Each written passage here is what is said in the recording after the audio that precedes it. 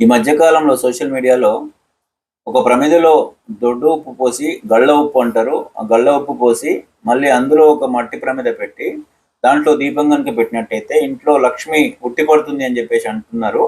కానీ అది చాలా తప్పు. ఇంట్లో ఉప్పుతోటి సంబంధించినటువంటి దీపాలు పెట్టుకోవద్దు.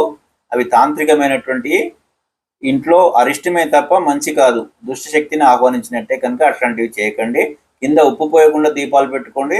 చాలా శుభకరమైనటువంటిది. అంతేగాని ఉప్పు పోసి అందులో మళ్ళీ ప్రమిద పెట్టి అందులో దీపాలు వెలిగించకండి. ఇంట్లో అవి ఎట్టి పరిస్థితిలో చేయకూడదు. అది తాంత్రికమైనటువంటివి. అవి దుష్ట శక్తులను ఆహ్వానిస్తాయి కనుక అవి చేయకండి.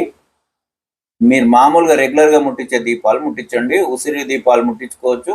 లేదా ఈ కొబ్బరి చిప్పల్లో దీపాలు ముట్టించుకోండి తప్ప ఇట్లాంటివి చేయకండి. ధన్యవాదాలు. ఓం నమః శివాయ.